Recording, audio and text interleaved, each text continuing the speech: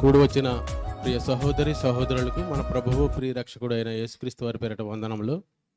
అదేవిధంగా నా తోటి సేవకులకు నా ప్రత్యేకమైనటువంటి వందనములు తెలియజేస్తున్నాను. నాకంటే ప్రముఖులు, నాకంటే ముందున్నవారు, నాకంటే జ్ఞానవంతులైనటువంటి సేవకులకు, అదేవిధంగా ఇక్కడ కూర్చున్నటువంటి విశ్వాసులకు కూడా మరి ఒక్కసారి యేసుక్రీస్తు వారి పేరట నూతన సంవత్సర శుభాకాంక్షలు తెలియజేస్తున్నాను. ప్రియమైన దేవుని వారలారా, దయచేసి మాట్లాడకండి. ఎందుకంటే చాలా సుదీర్ఘ దూరం నుండి ఇక్కడికి వచ్చిన వారు ఉన్నారు. మీరందరూ కూడా ఎందుకు వచ్చారంటే అన్ని పనులు మానేసి ఇక్కడికి ఎందుకు వచ్చారంటే దేవుని వాక్యము వినడానికి వచ్చారు. అంతే కదండి? అంతేనా కాదా? అందు నిమిత్తం మనం వింటున్న కొద్దిపాటి సమయంలోనైనా శ్రద్ధగా వినండి. ఇప్పటి వరకు మనం ఎలా బ్రతికి ఉన్నామంటే మనకంటే బలమైన వారు, అందమైన వారు, ధనవంతులు కూడా చనిపోయారు. అయినా కూడా మనం ఎలాగా దేవుడు కాచి కాపాడుతూ ఈ నూతన సంవత్సరంలో అడుగు పెట్టించాడు. అందు నిమిత్తం కృతజ్ఞతలు, స్తుతులు, స్తోత్రములు దేవునికి. ప్రియమైన దేవుని వారలారా, నేను ఒక అన్యుడని ఒకానొక సమయంలో ఇందు గలడు అందు లేడని సందేశం వలదు, ఎందెందు వెతుకు చూసినా అందందే గలడు. ఇందు గలడు అందు లేడని సందేహము వలదు, ఎందెందు వెతుకు చూసినా అందందే గలడు. ఎక్కడ చూసినా అక్కడే దేవుడున్నాడు.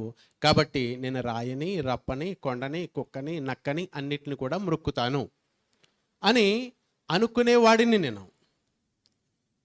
అదే విధంగా మరి అలాంటి సమయంలో యేసుక్రీస్తు కూడా దేవుడవుతే తప్పేముంది అన్న ఉద్దేశంతో నేను కొన్ని ప్రశ్నలు అడగటానికి ఒక బోధకుని దగ్గరికి వెళ్ళాను. నేను కువైట్ దేశంలో. ఆయన చాలా చక్కగా, వీరు భట్ల సురేష్ బాబు గారు ఆయన పేరు. ఆయన ఒక బ్రాహ్మణ కుటుంబానికి చెందిన ఆయన. బైబిల్ బోధిస్తూ చాలా వివరంగా, అర్థవంతంగా ఆయన నాకు చెప్పిన తర్వాత నాకు అర్థమైంది ఏంటంటే నిజమైన దేవుడు యేసుక్రీస్తు ప్రభువారే. దేవునికి స్తోత్రం కలుగును గాక. హల్లెలూయా.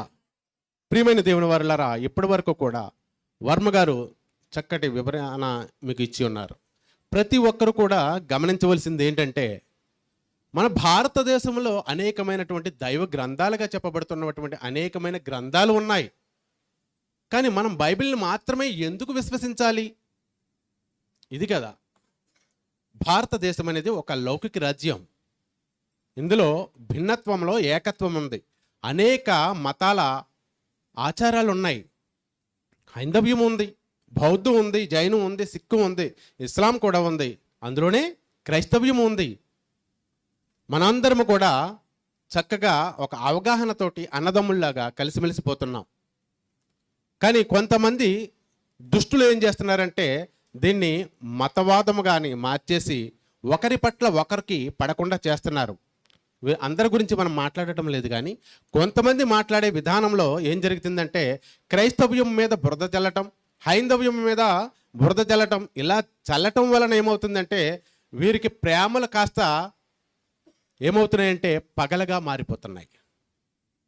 అది కాదు మనకు కావాల్సింది. సత్యాన్వేషణ కావాలి. సత్యాన్వేషణ అప్పట్లో మన పూర్వీకులు చాలామంది సత్యాన్వేషణ చేశారు.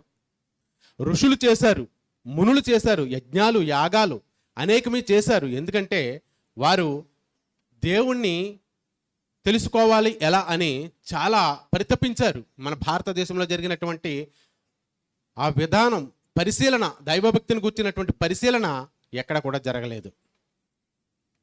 అందుకే వాళ్ళు అంతలా పరితపించారు.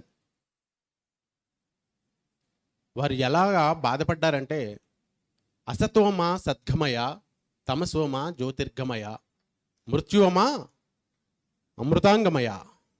చూసారా? తమసి అనగా చీకటిలో కొట్టుముట్లాడిపోతున్నాం మేము. మాకు వెలుగు కావాలి, చీకటిలోంచి మమ్మల్ని లాగండి అని ప్రాధేయపడుతున్నారు. తమసి అన్నప్పుడు, ఆ చీకటిలో పడిపోతున్నప్పుడు వెలుగును నేనే అన్నాడు మన యేసుక్రీస్తు ప్రభువారు. దేవునికి స్తోత్రం కలుగును గాక. ఆ వెలుగును నేనే, రండి నా దగ్గరికి అని చెప్పింది ఒక యేసుక్రీస్తు ప్రభువారే. నేనే మార్గము, సత్యము జీవము అన్నాడు. నేనే మార్గము సత్యము జీవము అన్న ఆయన సత్యము, అసత్యములో కొట్టుమిట్లాడుతున్న వాడికి నేనే సత్యాన్ని, రండి నా దగ్గరికి అన్నాడు ఆయన. నేనే సత్యాన్ని అని చెప్పాడు ఆయన.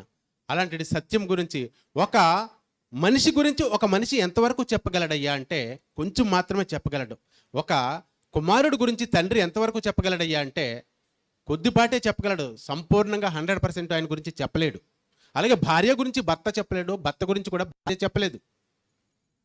అలాగే ఒక అపరిమితమైన దేవాది దేవుని గురించి ఒక పరిమితమైనటువంటి మనిషి చెప్పగలడా అంటే 100% చెప్పలేడు.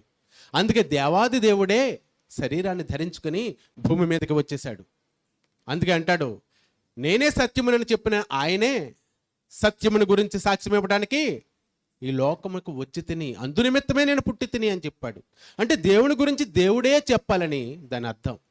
ప్రియమైన దేవుని వారులారా, వేదాలలో కూడా రాయబడి ఉన్నది కదా, ఆయన ఛాయలు ఆయన జాడలు అనేకమైన చోట్ల రాయబడి ఉన్నవి.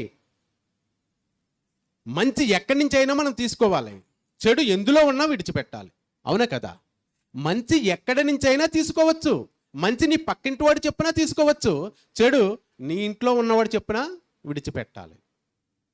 అదేవిధంగా ఏం చెప్పారు అంటే, విచిత్రం ఏమిటంటే దుష్టులను సంహరించడానికి దేవుడు ఆయా కాలాలలో అవతరిస్తూ ఉంటాడు.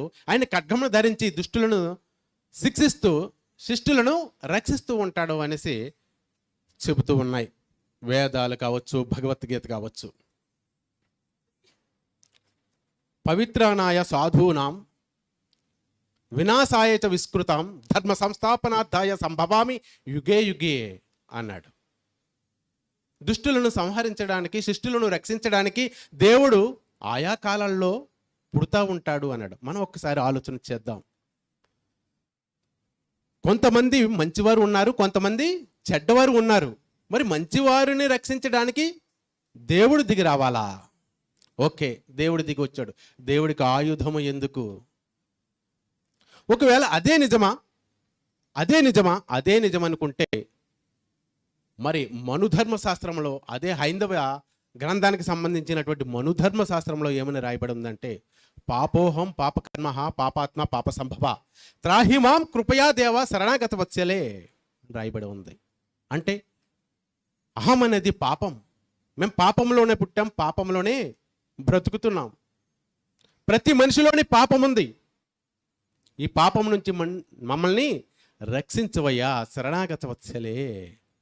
అంటే ఆ శ్లోకానికి ఈ శ్లోకానికి ఏమైనా సంబంధం ఉందా? అందులో కొంతమంది మంచివారని చెబుతుంది, ఇందులో అందరూ పాపులని చెబుతుంది. ఏది తీసుకోవాలి మనం? అందుకే మనము ఒకదానితోటి డిఫెండ్ అయిపోయి, ఒకదాని మీదే ఆధారపడిపోయి, ఒకదాని మీదే మనం ఉండిపోయి పరిశీలన ఆపేయకూడదు. అందుకే సర్వ పాప పరిహారం రక్త ప్రోక్షణం ఆవశ్యకం తద్రత్నం పరమాత్మేనాం పుణ్యదాన బలియాగం అన్నారు. సర్వ పాపాలు పోవాలంటే ఏం చేయాలట? రక్తం ప్రోక్షింపబడాలి. ఆ రక్తం ఎవరిదై ఉండాలట? ఆ రక్తము ఖచ్చితంగా పరమాత్ముడిదై ఉండాలి. ఏ పరమాత్ముడు వచ్చి మన కోసం రక్తం పెట్టాడు, ఆయన ప్రాణాన్ని పెట్టాడు అని ఆలోచిస్తే, దేవాది దేవుడు శరీరధారి అయి కృపాసత్య సంపన్నుడిగా మన మధ్య నివసించాడని యోహాను సువార్త 1:14లోను, ఫిలిప్పీయులకు రాసిన పత్రిక 2వ అధ్యాయము 6-8 వచనాల్లోనూ ఆయన తగ్గించుకుని వచ్చి ఆకారం మందు మనుషుడిగా కనపడ్డాడనేసి మనకు కనపడుతూ ఉంది. ప్రియమైన దేవుని వారులారా, దేవుడు ఎవరు? మనం గుడ్డివాడిలా నమ్మకూడదు, పరిశీలన చెయ్యాలి. మన చేతిలో దైవ గ్రంథం ఉంది. అంటే మన కోసం రక్తం చిందించింది ఈయన అనేది మనం తెలుసుకోవాలి. ప్రియమైన దేవుని వారులారా, మనం ఏదన్నా విశ్వసిస్తున్నాము అంటే 100% తెలిసి ఉండాలి. ఒక షాప్కి వెళ్ళాం, ఏదైనా మనం కొనాలనేసి అనుకున్నప్పుడు ఏం చేస్తాము అంటే అక్కడ పరిశీలన చేస్తాం. ఫస్ట్ ఒక్కదాన్నే చూసుకుని వచ్చేస్తామండి, వెళ్ళిన వెంటనే కొనేసుకుని వచ్చేస్తామండి? లేదు కదా. ఏం చేస్తామంటే అక్కడ ఏది మంచిది కాదు, ఏది నాణ్యమైనది, ఏది బాగా కనబడుతుంది అన్నీ ఎలా పరిశీలన చేస్తామో అదేవిధంగా దేవుని విషయంలో కూడా మనం పరిశీలన చెయ్యాలి. అందుకే దేవుడు ఆకాశం నుండి నన్ను వెతుకువారు ఎవరో ఉన్నారేమోనని ఆయన తేరు చూచుచూ ఉంటాడంట. ప్రియమైన దేవుని వర్లారా, మనం ఊరికే గాలిని పట్టుకున్నట్లుగా మనం ఇక్కడ కూర్చోలేదు. మన విశ్వాసం అలా లేదు. మన విశ్వాసం అన్ని కోణాలలోనూ పరిశీలన చేసి, అన్ని విధాలుగాను పరిశీలన చేసి ఈ స్థితికి వచ్చాం. కాబట్టి మనము విశ్వసిస్తున్నటువంటి దేవాది దేవుడు యేసుక్రీస్తు ప్రభువారే అని మరి ఒకసారి మీ అందరికీ తెలియజేస్తూ నా ఈ చిన్న మాటలు ముగిస్తున్నాను. Thank you very much.